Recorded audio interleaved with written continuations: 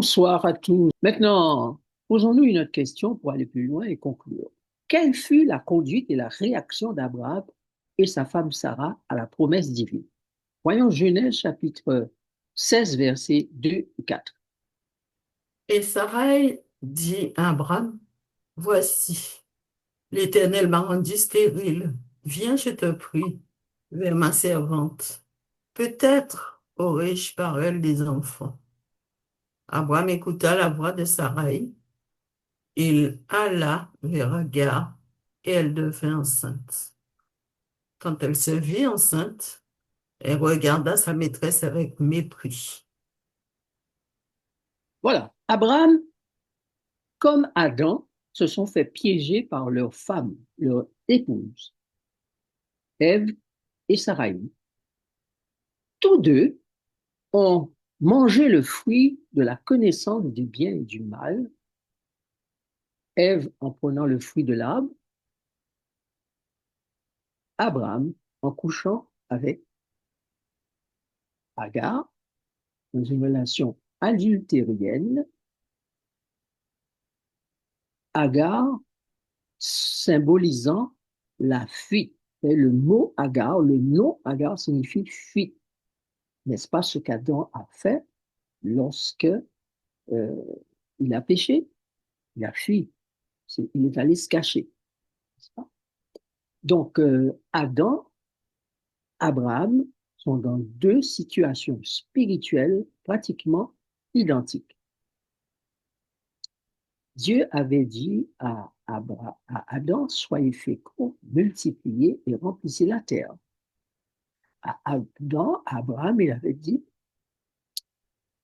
tu auras une postérité, elle sera nombreuse, comme le sable de la mer.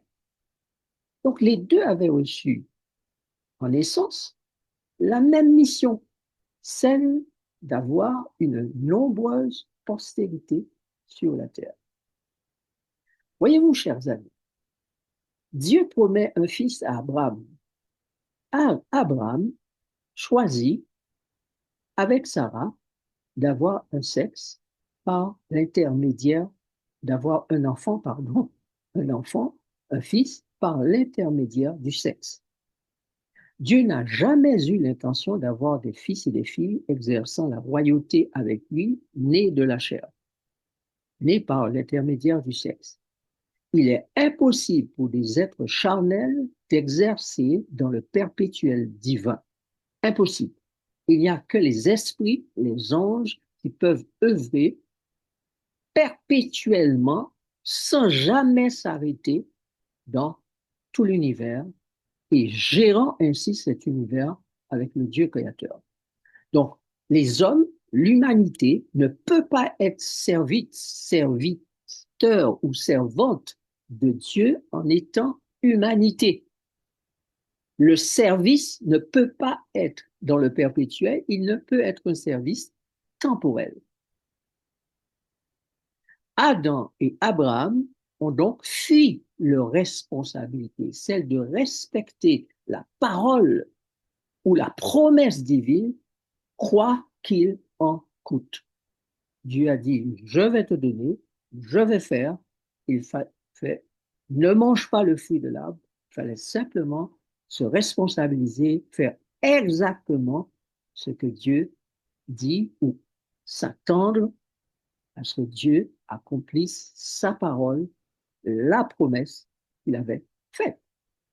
Maintenant, quel fut le résultat de l'attitude d'Adam ou encore l'attitude d'Abraham et de Sarah? Genèse 16, verset 11. L'ange de l'Éternel lui dit, voici, tu es enceinte et tu enfanteras un fils, à qui tu lui donneras le nom d'Ismaël, car l'Éternel t'a entendu dans ton affliction. Voilà, le résultat de la conduite d'Abraham et de Sarah, c'est que Agar, la servante, se trouve enceinte. Et Dieu lui dit de donner à son fils le nom d'Ismaël, car l'Éternel t'a entendu. Donc, Ismaël signifie Dieu entend. Dieu a entendu la plainte de Saraï et d'Abraham et il les a laissés faire. Il va gérer cela à sa manière. Il entend la détresse d'Agar et l'ange de l'Éternel vient trouver Agar et lui dit, voilà, tu as un fils, tu es enceinte maintenant, tu vas enfanter un fils, tu vas lui donner le nom Dieu entend, car l'Éternel a entendu ton affliction. Ainsi, chers amis. Et tous ces détails nous seront l'objet de notre préoccupation dans nos prochaines études.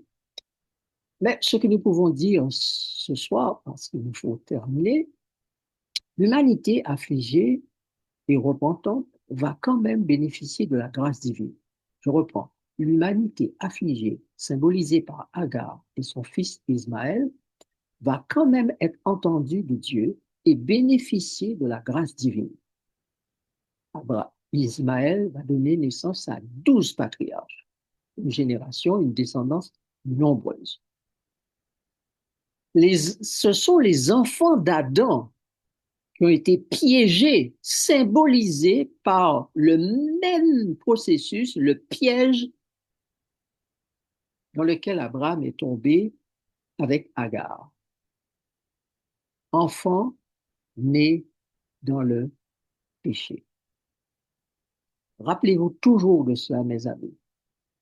La grâce est donnée aux enfants de l'humanité piégée, aux enfants de l'étrangère égyptienne Agar. L'Égypte signifie terre de dépression. C'est le nom Égypte. Égypte égale terre de dépression. Agar égale fuite.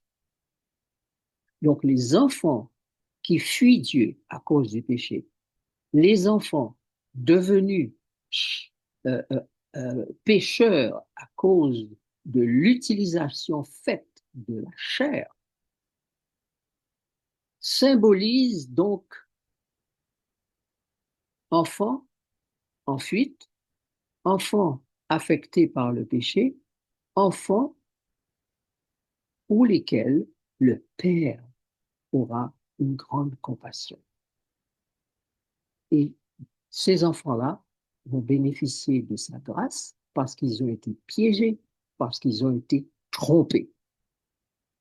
D'accord? Retenez cela. Nous reviendrons là-dessus la prochaine fois. Maintenant, quelle était la volonté originelle de Dieu exprimée à Abraham, puis Abraham, puis Abraham? Genèse chapitre 13, verset 15-16, puis 18, verset 10. Car tout le pays que tu vois, je le donnerai à toi et à ta postérité pour toujours. Je rendrai ta postérité comme la poussière de la terre, en sorte que si quelqu'un peut compter la poussière de la terre, ta postérité aussi sera comptée. L'un d'entre eux dit, je reviendrai vers toi à cette même époque. Et voici, Sarah, ta femme, aura un fils. Sarah écoutait à l'entrée de la porte qui était derrière lui. Voilà. Merci. Donc, la volonté divine, la volonté originelle de Dieu, c'était qu'Abraham ait une postérité qui occuperait un pays. Mais cette postérité viendrait de par la princesse Saraï, car Saraï signifie princesse. Saraï était la demi-sœur d'Abraham. Donc, elle était de la même lignée que lui, de la même famille que lui. Même si Abraham a des enfants avec une étrangère, parce qu'il n'a pas eu la patience d'attendre l'accomplissement de la promesse divine, même s'il il a des enfants avec une esclave, une servante, voyez-vous, 12 ans après la naissance d'Ismaël, il va avoir un fils, selon les termes de la promesse et de l'alliance divine. Ce fils est appelé fils de la promesse, né non du sexe, de la relation sexuelle, non de l'activité charnelle, mais de l'Esprit de Dieu, de la promesse divine, de la parole de Dieu, de la puissance de Dieu. Car Sarah ne pouvait plus enfanter, plus d'ovule.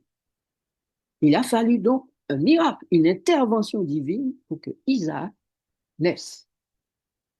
C'est une action, une intervention divine non humaine qui a conduit à la naissance d'Isaac. Souvenons-nous, nous allons nous en souvenir. Voilà, ça a du mal à venir. Il va falloir que nous nous souvenions de cette réalité. Dieu a des enfants auxquels il va nous donner naissance, non pas par l'exercice de la chair, mais par l'exercice, l'action de l'esprit, par la puissance de la promesse et de la parole de Dieu. Donc, après le fils de la promesse, vient le temps de la servitude et de l'esclavage, puis vient le libérateur. Isaac symbolise le fils de la promesse. Moïse symbolise le fils de la promesse. Les deux sont des types de Jésus, le fils de la promesse, la postérité de la femme, comme le dit Paul dans Galates chapitre 3. Ça nous demanderait ce soir encore de faire des applications et faire un lien et comprendre vraiment tout ce que ces choses signifient, mais ce sera l'objet de notre prochaine étude, puisque nous allons étudier particulièrement la prochaine fois les fils de la promesse. Comment le prophète Paul du Nouveau Testament communique-t-il ce qu'il a compris de cette histoire? Voyons ce que Paul dit pour aller vers la fin, il nous reste 5 diapos. Galates, chapitre 4, 22 à 26. Car il est écrit qu'Abraham eut deux fils, un de la femme esclave et un de la femme libre. Mais celui de l'esclave naquit selon la chair, et celui de la femme libre naquit en vertu de la promesse. Ces choses sont allégoriques, car ces femmes sont deux alliances. L'une du mont Sinaï, enfantant pour la servitude, c'est Agar. Car Agar, c'est le mont Sinaï en Arabie. Et elle correspond à la Jérusalem actuelle, qui est dans la servitude avec ses enfants. Mais la Jérusalem d'en haut est libre, c'est notre mère. La Jérusalem d'en haut est libre, c'est quoi? Notre Notre mère. mère. Donc ça veut dire que nous ne sommes pas d'ici, nous sommes d'en haut. OK? Ceux qui sont d'en bas sont nés de la Jérusalem qui est actuelle, c'est-à-dire la Jérusalem littérale, avec ses enfants, ses fils, les descendants d'Abraham, dans la servitude, c'est-à-dire dans l'esclavage du péché particulièrement. Donc, pour faire court, en attendant notre prochaine étude, nous pouvons dire ceci. Les enfants du royaume des nouveaux cieux et de la nouvelle terre seront, spirituellement parlant, de deux origines.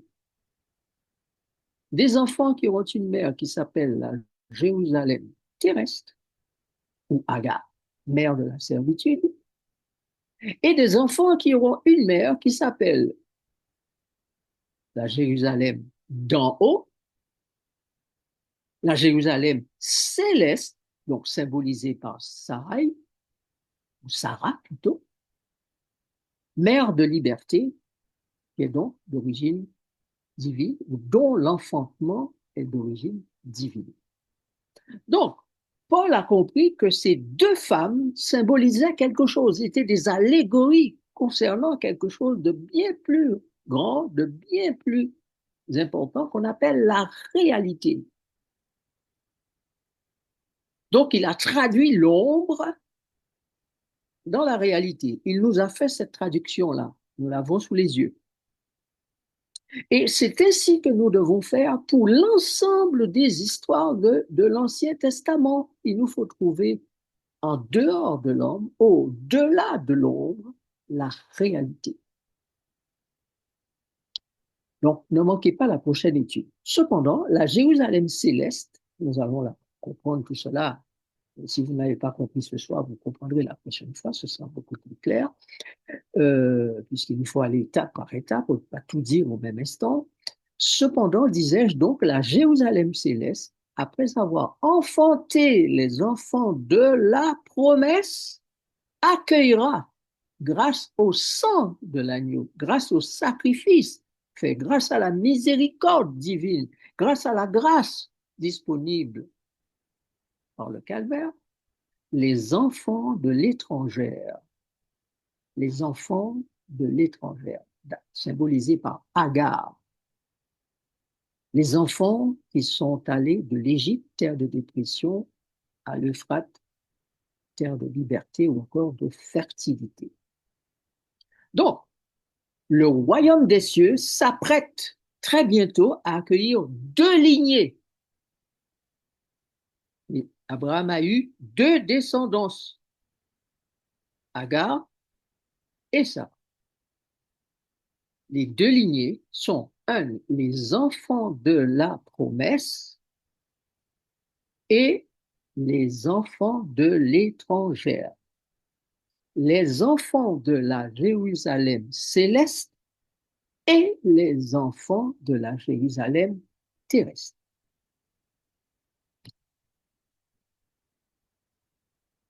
Voici notre dernière question de ce soir. Comment l'Éternel présente-t-il ces deux groupes à Abraham? Regardez ce qu'il dit dans Genèse 17, versets 1, 2, 5 et 6. Genèse 17. Lorsque Abraham fut âgé de 99 ans, l'Éternel apparut à Abraham et lui dit, je suis le Dieu Tout-Puissant. Marche devant ma face et sois intègre. J'établirai mon alliance entre moi et toi, et je te multiplierai à l'infini. On ne t'appellera plus Abraham, mais ton nom sera Abraham, car je te rends père d'une multitude de nations. Je te rendrai fécond à l'infini. Je ferai de toi des nations, et des rois sortiront de toi. Donc, Abraham aura une descendance de nations et une descendance de rois. Donc, Dieu appelle les enfants ou la postérité de la fille étrangère nation, car c'est d'abord l'enfant de l'étrangère qui est né. Dieu les appelle nations. Et les enfants de la femme légitime ou postérité de la promesse sont appelés rois. Donc, il y aura un temps pour la culture, la naissance, le développement, la moisson des enfants de la femme étrangère. Jésus appelle, je rappelle, ceci des nations. D'ailleurs, dans le livre de la vérité, c'est-à-dire le livre de l'Apocalypse, ces nations sont appelées temples et autels. Il leur a dit, mesure le temple et l'autel. Vous pouvez danser dans Luc 24, verset 21, pardon, verset 24, que Jésus appelle ce groupe-là nation. Et il dit, lorsque le temps des nations arrivera à terme. OK? Nous reviendrons là-dessus prochainement. Un temps pour la culture et la moisson des fils de la promesse. Jésus appelle les fils de la promesse, ou le temps des fils de la promesse, le temps des vierges. Et il appelle les enfants de la promesse serviteurs, destinés à recevoir la gouvernance d'entités ou encore d'espace que Jésus appelle ville. Donc, si vous lisez Matthieu 24, vous voyez que 44 à 47, Jésus parle du serviteur. Quand il arrive à Matthieu 24, 25, pardon, il dit que alors, quand viendra le temps du serviteur, le royaume des cieux sera semblable à 10 vierges. Et puis il dit, Les serviteurs, en ce temps-là, vont recevoir une récompense. Pour Matthieu, c'est l'entrée dans la joie du maître, et pour Luc, c'est la gestion de ville. Donc, voilà tout ce que nous pouvons dire ce soir, pour le temps est imparti. C'est court. Donc, nous arrêtons là en termes d'explication. Mais nous reviendrons la prochaine fois en détail pour comprendre bien les deux lignées des enfants d'Agar, femme étrangère, enfants nation, et les enfants de Sarah, femme légitime, enfants de la promesse, enfants de la parole de Dieu, enfants appelés vierges, serviteurs.